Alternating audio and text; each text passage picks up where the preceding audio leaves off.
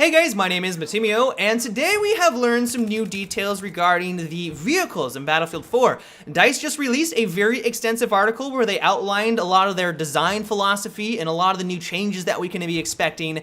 And the first thing that I know a lot of you are going to be thrilled about, I was ecstatic when I first learned, is that there is going to be two different types of jets. There is going to be a stealth jet, which is going to be your air-to-air vehicle. It's going to be great for getting into dogfights, taking out all the different variations of the helicopters, but then there is the attack jet, and this is going to be air to ground. They really haven't gone into the specifications or the different customization options that will be available for this particular jet. We don't know if they're going to have dumb bombs. I know that a lot of people love them back in Battlefield 2. It's kind of hard to say if they're going to be in there, but it's just awesome that there is going to be this variety. It's definitely going to change the way that air combat works. You're going to have the stealth jets protecting the attack jets, and that dynamic is going to be awesome, and so I cannot wait to see how that plays out.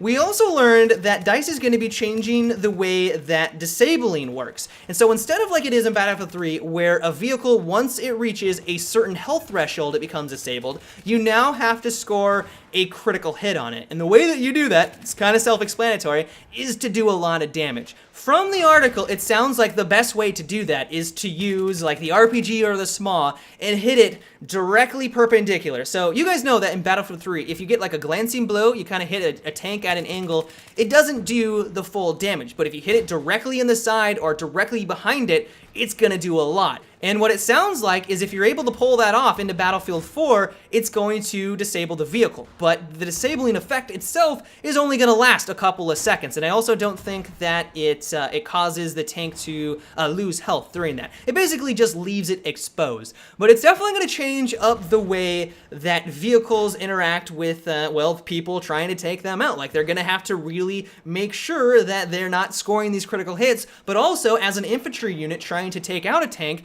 you're going to have a larger incentive, not just to do damage or more damage to the tank, but if you just get a perpendicular shot on the side of a main battle tank, it could potentially straight out disable it right then and there, and then everyone can just swarm and take it out really quickly. So I really like this dynamic. It's definitely going to change things up, but it also won't just leave tanks just vulnerable if you're not an engineer. And if you're kind of rolling around, let's say as a support, you're in a main battle tank, you get disabled, you don't just have to let it just explode by itself. You can, if you're good enough and you are able to take out the people that just disabled you, you can get out of that situation. So I think that's great. They also talk about how they're going to be adding in a new top zone for the tanks. So you guys know that currently in Battlefield 3, if you hit a tank directly in the front, it doesn't do a whole lot. You hit it in the side, it does a little bit more, and then if you hit it directly behind it, it does the most amount of damage. But now they're going to be adding in this new top zone, which is going to be what sounds like a very vulnerable part of the tank, which just makes sense. So let's say you are an engineer, you're on top of a tower, you're on the top of a rooftop on one of the buildings, and you see a tank down below you. If you fire an RPG directly on top of him, it's gonna do a lot. It's probably gonna do the critical hit like we just talked about.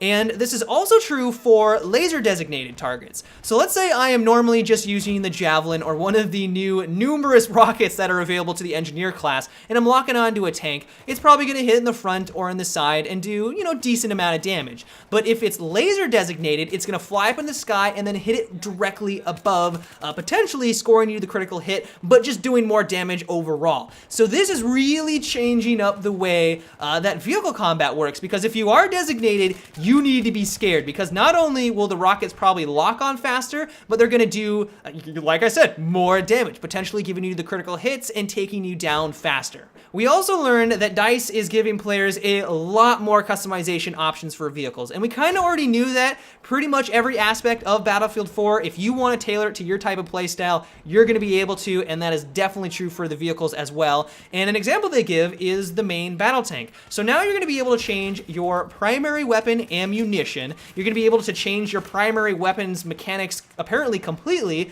Your secondary customization is going to have options. You're going to be able to change the different optics that you can use, but also the different countermeasures. So currently in Battlefield 3, you have to make the decision between the optics or countermeasures. And when it really comes down to it, you just pick the countermeasures. It's kind of a no-brainer. You don't want to leave yourself exposed. DICE realized that this was kind of a dumb design decision, and so now there will be the distinction where you can change your optics, but also your countermeasures. So the final thing that we learned today is that a couple of the boats in Battlefield 4 are going to act very similar to the way that the transport helicopter and the Amtrak works, where if someone is in a boat, they're driving around, they're on the waves, they're having a lot of fun, your allies can spawn directly on them. The reason why they're doing this is that because if you are out in the ocean, you're probably not going to run across many people to come and gun for you. Like, you're not going to go to shore very often, and if you do come across someone out in the ocean, it's like, what are they doing out there? So they're giving us this option to spawn on it, but if you want to bail out of the boat and you don't feel like just being carted around and firing at nothing and you're just kind of a passenger wasting your time, but you also don't feel like swimming to shore, once you bail out, you'll go into one of the jet skis. You guys saw that during the E3 demonstration, we saw it during the Paracel Storm gameplay session as well, and so if used correctly, this could be a very useful tool at not only getting a lot of people in it to man the guns, but also just to get into a key location and to kind of use it like the transport helicopter is to get people on a different flag if your team is being camped at their deployment.